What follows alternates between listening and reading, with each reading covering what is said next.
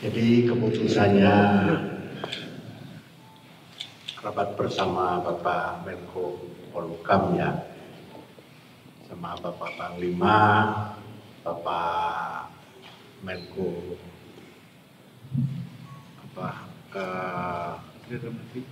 Menteri Dalam Negeri dan sebagainya, dengan Gubernur dan sebagainya.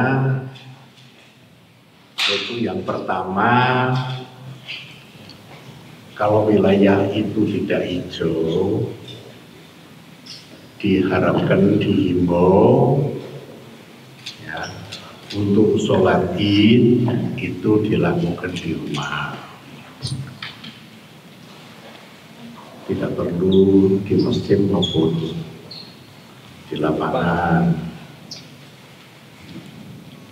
Ya, atau faktanya ya, untuk sholat yang sifatnya wajib juga dilakukan di rumah. Jadi kalau Id kan sunnah ya. Itu yang pertama. Yang kedua ya, di mana diharapkan juga kami ini untuk bisa memberikan pemahaman pada masyarakat, perlunya tetap menjaga protokol kesehatan, tidak mudik ya, dan sebagainya, dengan harapan untuk bisa cepat menyelesaikan masalah COVID-19 ini, memutus virus ini. Prinsipnya hanya itu aja. Beberapa hari ini penambahan itu hanya dari klaster-klaster yang ada. Nanti kita lihat dulu perkembangan nanti klaster, kalau sudah yang reaktif itu di swabnya kemana larinya gitu, ke negatif atau positif. Ya. Kalau ke negatif dalam arti tidak ada gejala, ya harapan saya kondisi makin turun gitu. Tapi kalau ke arah positif, nanti yang kedua itu memang faktual enggak gitu, bisa di swabnya gitu. Kita masih perlu waktu gitu. 2 minggu ini coba kita lihat gitu. Biarpun tambahnya itu dari di luar klaster, mungkin 3-4 hari ini nggak ada ya. Semuanya yang di klaster-klaster besar, khususnya Indo-Grosir. Semoga tidak ada klaster yang lain. Tambahnya di situ. Kita lihat nanti hasil swabnya, karena perlu waktu.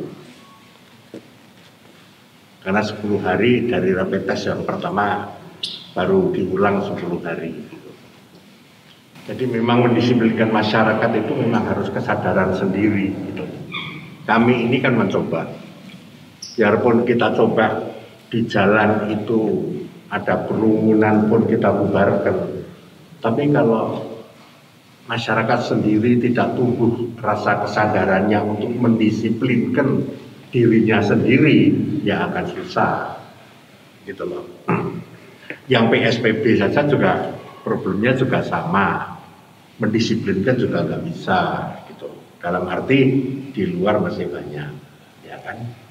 Hanya harapan saya, ya, selama kita punya kemauan untuk memutus, ya, di mana kita menjaga jarak,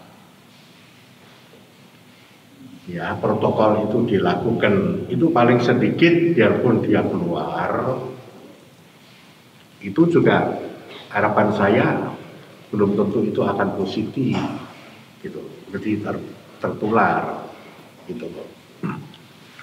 Karena yang namanya imunnya seseorang itu ya, kalau anak muda itu relatif kondisi fisiknya lebih baik daripada yang sudah tua, apalagi punya penyakit lain gitu loh.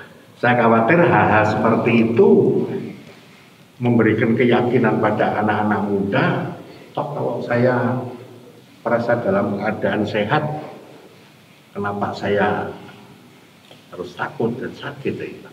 Nah, kalau ini kan, ini memang ada kesengajaan yang bagi saya kurang bagus gitu loh. Jadi kembali lagi, kita ini perlu belajar bagaimana kesadaran untuk membangun disiplin bagi dirinya sendiri ini tidak ada jeleknya gitu. Gitu. Kita memang tidak bisa menindak karena memang kita PSBB pun juga menindak juga akan sulit. Ya paling-paling akhirnya sanksi sosial, suruh bersihkan dan sebagainya gitu. Kita memang agak sulit untuk di situ. Gitu. Tapi kami ini dari awal ini memang sudah punya tujuan. Kami menutup dari awal di desa-desa itu dengan harapan karena kunci tinggalnya penduduk itu di desa. Jadi yang kedua, kami tidak ingin bahwa masyarakat itu menjadi korban dari kebijakan. Tapi bagaimana masyarakat itu menjadi subjek di dalam berproses untuk menghentikan COVID-19. Jangan beranggapan kebijakan itu membelenggu seseorang. Sepertinya dijadikan objek.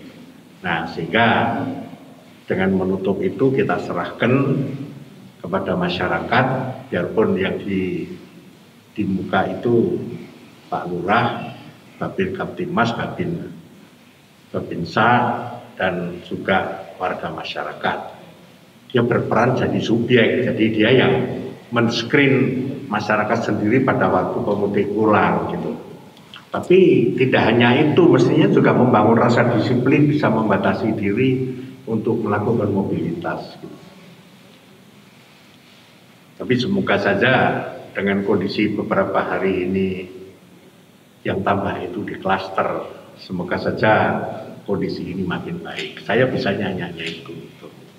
Dan selalu mengingatkan dan selalu melakukan operasi dengan harapan lama-lama tumbuh juga gitu.